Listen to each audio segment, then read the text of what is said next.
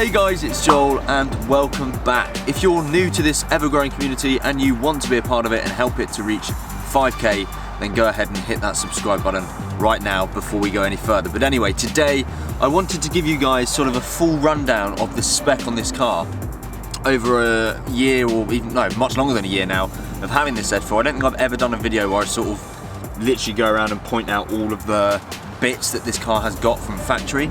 So yeah, I thought you might find that interesting. So here we go. Starting at the rear of the car then, this should be a relatively short video because it's quite an old car, there's not that much stuff on it.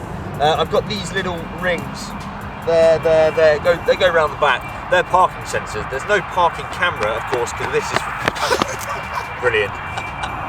Anyway, there's no parking camera because this car is from 1983. But yeah, they do the job. They're quite useful, although it'd probably be better to have them on the front given the massively long bonnet. But I think that's it at the back. Yeah, just parking sensors. So then guys, there's not really too much to talk about because like I say, exterior wise there's not much technology, so to speak. I don't know anything about optional extras with the brakes or anything like that, but obviously these are my wheels. Not sure what they're called, they're not my favourite, but they're just 17-inch wheels and they're obviously spec'd from factory. Also on the front of the car, these headlight, that's not the one I really want to show you.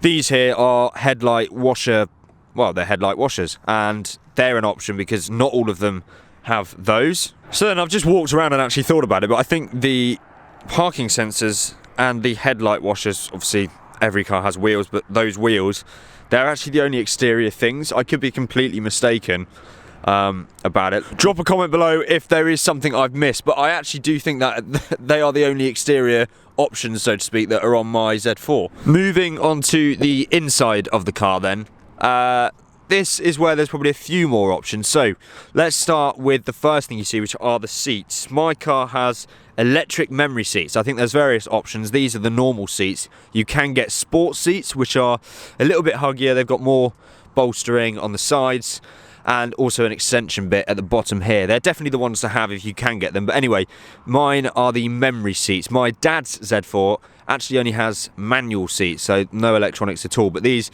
have a memory function as well. So this is my cleaning preset there, and you just press one button and it'll move the seat automatically. And then if I want it to go back to my driving position, you just press number 1 for me, and there it goes. An option my car doesn't have are, of course, the cup holders. We're always talking about this on the channel. I'm always going on about it. I've clearly run out of things to say, but yeah, on each side there's normally cup holders here. Mine doesn't have either, which is fantastic, but you know, you just learn to live with it. Looking behind the seats now, just waiting for this to move out of the way. So my car has these little cubby holes at the back there, and Louis's car, for example, my friend who's also got a Z4, he has speakers or subwoofers behind the seat. So I think there was an optional sound pack, which this car obviously wasn't spec'd with. I have to say the speakers in this car are pretty good, but having been in Louis's car, there is a difference, and his can definitely go much louder and has a better subbier sound. But yeah, this has some useless cubby holes that I can't say I've ever used behind both seats instead of an extra speaker, although there is a speaker up there as well.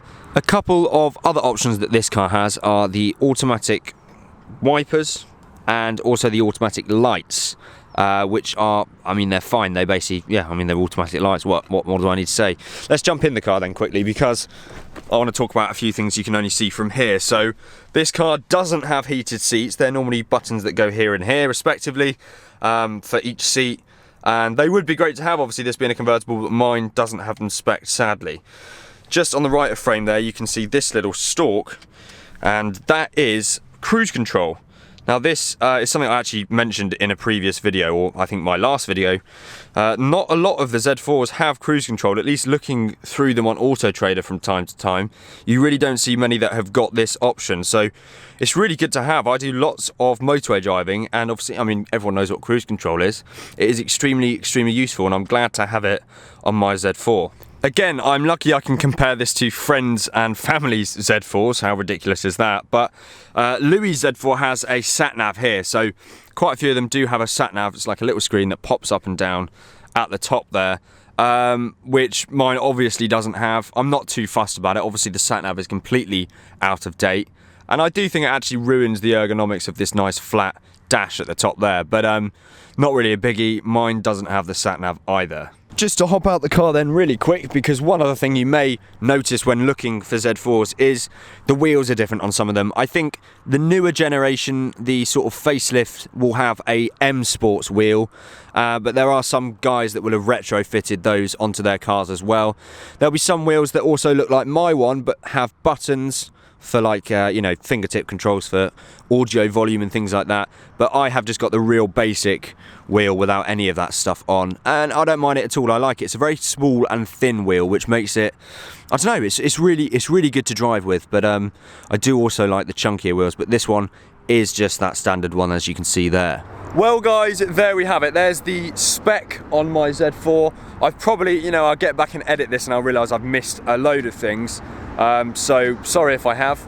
But yeah, all the things I can think of just walking around it now, they're the options that my car does and doesn't have specs on it. I hope that's useful if you're looking to buy a Z4, or if you've just, you know, you find that interesting because you also own one and like to compare it to yours.